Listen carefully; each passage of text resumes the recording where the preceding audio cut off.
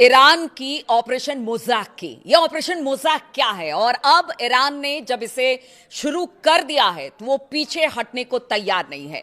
हम आपको बताते कुछ बयान ऐसे आए हैं जिससे लगता है कि ईरान तो अपने कदम अब पीछे नहीं करेगा। उसने अगर लड़ाई में वो उतरा है अमेरिका और इजराइल के पोक करने के बाद, यानी दखल देने के बाद, जिस तरह से अमेरिका और इजराइल ने हमला किया ईरान के ऊपर, और उसके बाद ईरान ने ये कह दिया है कि अब जो ऑपरेशन मोज़ाक है वो लगातार चलता रहेगा। अब इसके बाद पीछे हटने का सवाल ही नहीं उठता। कल की बात अगर की जाए तो कल भारत में ईरान के राजदूत है मोहम्मद फताली ने कहा कि तेहरान ने अमेरिका की नीयत पर संशय होने के बावजूद बातचीत का रास्ता चुना और तय समय से पहले ही, यानी बातचीत चल रही थी लेकिन तय समय से पहले ही अमेरिका ने ईरान पर हमला कर दिया। इसलिए अब पीछे हटने का तो सवाल ही नहीं उठता है।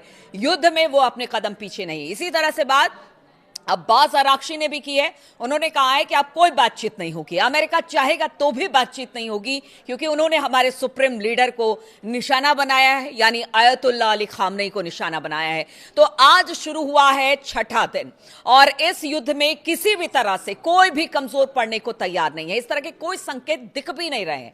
अमेरिका ने हिंद महासागर में ईरान के एक युद्धपोत को डुबोकर इस युद्ध के दायरे को और ज्यादा बड़ा कर दिया है और इस बीच ईरान ने कई दिनों से हॉर्मुज जल डमरू मध्य, यानी स्ट्रेट ऑफ हॉर्मुज को बंद कर दिया है। इससे दुनिया भर में तेल और गैस की सप्लाई रुक गई है, यानी हाहाकार सा मचा दिखाई दे रहा है। अमेरिका और इजराइल ने भी भले ही ईरान की टॉप लीडरशिप को खत्म कर दिया, लेकिन उनके लड़ने के जज्बे को कोई नुकसान नहीं पहुंचा है। ईरान आज भी उसी तेजी के साथ मिसाइल और ड्रोन से हमला कर रहा है और ऐसे में सवाल उठता है कि ईरान का मल्टी लेयर वॉर मशीन क्या है जिससे अमेरिका और इजराइल को सबसे ज्यादा खतरा है। इसीलिए हम ऑपरेशन मोज़ाक की बात कर रहे हैं। ऑपरेशन मोज़ाक की जो एक आधुनिक सैन्य रणनीति है जिसका इस्तेमाल खास तौर पर आधुनिक टेक्नोलॉजी वाले युद्ध में किया जाता है। इसका आइडिया यह है कि युद्ध में एक बहुत बड़े और एक ही सिस्टम पर निर्भर रहने की बजाय छोटे छोटे कई सिस्टम मिलकर काम करें। आसान भाषा में आपको समझाते हैं। मोज़ाक का मतलब होता है छोटे छोटे टुकड़ों में बना एक पूरा चित्र। आपने देखा होगा छोटे छोटे बच्चे एक मोज़ाक मतलब एक चित्र को लेते हैं और फिर छोटे छोटे टुकड़ों को भरकर एक बड़ा चित्र बनाते हैं। मोज़ाक वर्ड वहीं से आया है। और इसी तरह इस डॉक्ट्रिन में छोटे छोटे सैन्य सिस्टम, यानी ईरान के drone, missile, sensor, satellite, AI system मिलकर एक बड़ा डिफेंस नेटवर्क बनाते हैं। ये कैसे काम करता है? तो देखिए, कई छोटे छोटे यूनिट सेना एक बड़े हथियार पर निर्भर नहीं रहती है, बल्कि कई छोटे सिस्टम इस्तेमाल करती है, आपस में कनेक्ट करती है। ड्रोन, सैटेलाइट और सेंसर एक दूसरे से डेटा शेयर करते हैं। एआई और टेक्नोलॉजी, आर्टिफिशियल इंटेलिजेंस तुरंत जानकारी जोड़कर निर्णय लेने में मदद करते हैं। अगर एक सिस्टम नष्ट हो जाए तो बाकी सिस्टम काम करते रहते हैं, इसलिए पूरी रक्षा प्रणाली बंद नहीं होती है। उदाहरण के तौर पर आप मान लीजिए कि युद्ध में कई ड्रोन दुश्मन की लोकेशन देखते हैं, सैटेलाइट से रियल टाइम डेटा आता है, एआई तुरंत मिसाइल या आर्टिलरी को टारगेट भेजता है और इस तरह सैकड़ों छोटे छोटे सिस्टम मिलकर एक बड़ा मोज़ाक डिफेंस बनाते हैं। तो आपको समझ में आया होगा कि किस तरह से ऑपरेशन मोज़ाक काम कर रहा है और इसको लेकर 21 अलग अलग टुकड़ियां तैनात कर दी गई हैं और कहा यह जा रहा है कि हर एक टुकड़ी अपना फैसला खुद करेगी, यानी कि कोई भी उसको कमांड नहीं कर सकता एक साथ। हर एक टुकड़ी का एक अलग नेता और वही उसका फैसला होता है। इसलिए बार बार ईरान कह रहा है कि अब अमेरिका और इजराइल को छोड़ा नहीं जाएगा। जबरदस्त तरीके से प्रहार ईरान करेगा, चाहे वो इजराइल हो, इजराइल के अंदरूनी इलाके हो या तमाम अमेरिका के एयर बेसेस हो या जहां जहां पर अमेरिका इस वक्त अरब देशों में इन्वेस्टमेंट कर चुका है वहां पर हमला करें। यानी अमेरिका की कमर तोड़ने की बात अरब देशों में ईरान कर रहा है। अब आपको बताते हैं कि ये जो पूरा एक तरीके से कह लीजिए कि जो ईरान का सिस्टम है बड़ा कॉम्प्लिकेटेड है, क्योंकि जानकार भी बताते हैं कि सिर्फ ये जो ईरान है वहां पर एक व्यवस्था तो है जो सरकारी व्यवस्था है, दूसरा है इस्लामिक रिवोल्यूशनरी गार्ड कॉर्प्स और वहां जो धर्मगुरु हैं जो अपनी तरफ से चलाते हैं उनकी एक व्यवस्था है। यानी बहुत कॉम्प्लिकेटेड है, इसलिए ईरान को समझ पाना और वहां के सिस्टम को ध्वस्त करना बड़ा मुश्किल है।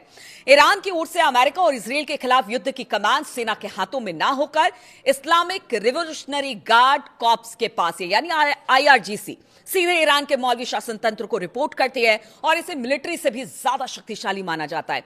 ये दुनिया के कई इलाकों में प्रॉक्सी मिलिशिया को भी चलाता है, जिसका निशाना ईरान के दुश्मन होते हैं। देश में IRGC का समर्थन जो बासिज करते हैं, जो कि ईरान के सतर्क छात्र और सामाजिक एक समूह है जो कि किसी भी स्थानीय विरोध को बढ़ने से पहले ही खत्म कर देते हैं। वर्तमान में इन्हें खुली छूट मिली हुई है। ऐसे में ईरान में इनका विरोध कर जिंदा बच पाना बड़ा मुश्किल है, लगभग नामुमकिन है। Islamic revolutionary guard corps IRGC सबसे अहम हथियार है इनका कुद्स फोर्स, और ये ऑपरेशनल ब्रांच है जिसे अपने समय में ईरान के सबसे बड़े दुश्मनों के खिलाफ गुप्त सैन्य अभियान चलाए। कुद्स फोर्स ने ही लेबनान में हिजबुल्लाह को जन्म दिया, लेकिन बड़ी बात यह है कि पिछले साल इजराइल ने हिजबुल्लाह को लगभग पूरी तरह से डैमेज करने की कोशिश की। इसके बाद भी बचे कुचे जो लड़ाके हैं आज भी इजरायली हमले के कारण अंडरग्राउंड जो अब तक हो चुके थे वो अब निकलकर बाहर आ रहे हैं। और अब जो कुद्स फोर्स है वो इराक में हशद अल शाबी पॉपुलर मोबिलाइजेशन फोर्सेस के जरिए ईरान के दबदबे को बरकरार रखने की कोशिश में जुटे हुए हैं। इधर अगर आर्टिश की बात की जाए, आर्टिश को ईरान की कन्वेंशनल आर्मी भी कहा जाता है और ये इस्लामिक रेवोल्यूशनरी गार्ड कॉर्प्स यानी कि IRGC के बराबर सैन्य अभियान चलाती है। हालांकि ये सरकार के प्रति ज्यादा जिम्मेदार है। इसे बताया जाता है कि 1979 की इस्लामिक क्रांति के बाद राजशाही के समय के इंपीरियल मिलिट्री के ढांचे पर बनाया गया था। इसे पुराने राजशाही समर्थन जनरलों को हटाकर इस्लामी शासन के करीबियों को भरा गया और इसका स्ट्रक्चर IRGC से ज्यादा प्रोफेशनल माना जाता है। हालांकि ये भी अंत में मौलवी शासन के प्रति वफादार हैं और आर्टिश का काम हॉर्मुज जल डमरू मध्य के आसपास के जो पूरे इलाके हैं उनमें ऑपरेशन को अंजाम देना है, जबकि IRGC पश्चिम में फारस की खाड़ी में ज्यादा ऑपरेशन चलाती है। ईरान के पास ड्रोन और बैलिस्टिक मिसाइलों का आपको पता ही है कि कितना बड़ा जखीरा है। इनमें लड़ाकू ड्रोन की संख्या बहुत ज्यादा है। आप समझिए कि इतना ज्यादा है कि पहले जिस तरह से ईरान के जब ईरान ड्रोन से हमला करता है उसके बाद मिसाइलें दागता है, तो फिर चाहे वो अमेरिका हो या फिर इजराइल हो, उनके डिफेंस सिस्टम भी काम करना बंद कर जाते हैं, क्योंकि छकाने का काम एक तरह से कह लीजिए। पहले ड्रोन से हमला, जब बिल्कुल पस्त उनका जो आयरन डोम सिस्टम हो जाता है तो उसके बाद मिसाइलों से हमला और फिर ज्यादा से ज्यादा नुकसान।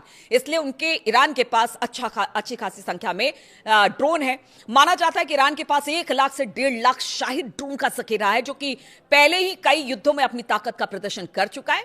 और कहते हैं इसका लोहा तो अमेरिका ने भी माना था। ईरान के पास हजारों की संख्या में short range, medium range ballistic missile है, सुपरसोनिक मिसाइल है।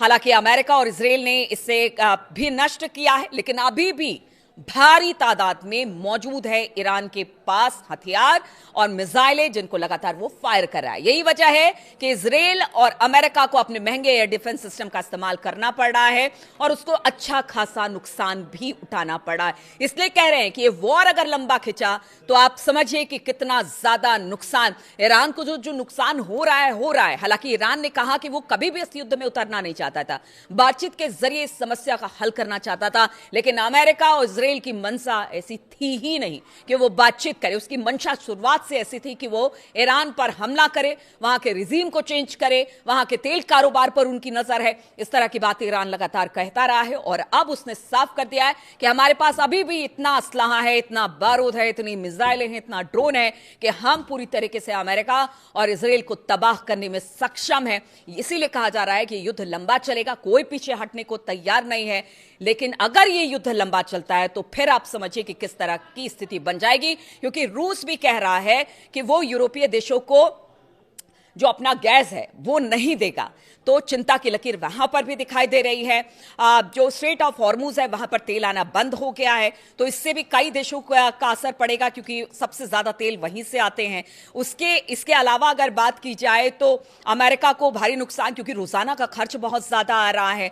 ईरान ने तो कह दिया है कि वो इस जंग के लिए तैयार है, मरते दम तक जंग करेगा, लेकिन फिर इस बीच इजराइल और अमेरिका को भारी नुकसान भी उठाना पड़ सकता है। और आगे आने वाले दिनों में कहा यह जा रहा है कि अगर ये युद्ध नहीं रुकता है तो ईरान को तो जो नुकसान होगा, लेकिन उसका खामियाजा अमेरिका और इजराइल को भुगतना पड़ेगा, क्योंकि ट्रंप और नेतन्याहू दोनों बहुत जल्द एक बड़े चुनाव में जाने वाले हैं और इसका कहीं ना कहीं सीधा असर इस चुनाव पर भी देखने को मिलेगा। इसलिए कहा जा रहा है युद्ध समाप्त करे, स्थिति ठीक ठाक करे, बहाल करे, अमेरिका बातचीत चाहता है, लेकिन ईरान अब इस बातचीत से इनकार कर रहा है।